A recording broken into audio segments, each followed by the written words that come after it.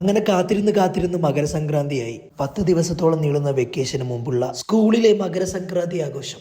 തലേന്ന് രാത്രിയുള്ള തയ്യാറെടുപ്പിലാണ്. കാളവണ്ടിയും വൈക്കോലും ഒക്കെ ഉണ്ടെങ്കിലും ആക്കിയിട്ടുള്ള കാളയാണ് ഇപ്രാവശ്യത്തെ ഹൈലൈറ്റ്. നേരം വെളുത്തപ്പോഴേക്കും ഒരുക്കങ്ങൾ തുടങ്ങി. ചാണകം തേച്ച തറയിൽ വ്യത്യസ്ത നിറങ്ങളിലുള്ള കോലങ്ങൾ, വെള്ളപൂശിയ മൺകുടങ്ങൾ, പഴയ മാതൃകയിലുള്ള വീടുകൾ തുടങ്ങി നിരവധി വ്യത്യസ്തമായ കാഴ്ചകൾ. കോലങ്ങൾക്ക് നടുവിൽ വിറക് ശേഖരിച്ചു വെച്ച് കത്തിക്കുന്നതാണ് രീതി. നടുവിലെ ഈ ഒഴിവ് നികത്തി മണ്ണിടും. ഒന്നൊന്നായി ചേർത്ത് വെച്ച വിറകുകൾക്ക് നേരെ തീയിടും. പിന്നെ ആട്ടവും പാട്ടവുമായി അങ്ങനെ കൂടും. പഴയ വസ്തുക്കളും വിറകുകളും ഈ തീയിൽ കത്തിയെരിയും. പുതിയ തുടക്കങ്ങളെ സ്വാഗതം ചെയ്യുന്ന ഇതിന് ഭോഗി മണ്ടാലോ എന്നാണ് പറയുന്നത്. അടുത്തത് പാൽപ്പൊങ്കലാണ്. മൺപാത്രത്തിൽ പാലെടുത്ത് തിളപ്പിക്കുന്ന രീതിയാണിത്. ഇത് ഭോഗിപ്പല്ല്. തലയിൽ പൂക്കൾ വാരി വിതറി ആശ്ലേഷിക്കുന്ന രീതി. സിന്ദൂരം കൂടി ചാർത്തുന്നതോടെ ഇതും പൂർണ്ണമാവും.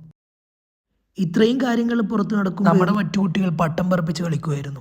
അസർ സാറിന്റെ ഗൈഡൻസിൽ ഞാനും പട്ടം പറത്തി കാളവണ്ടിയിൽ ഒരു റൈഡും പോയി.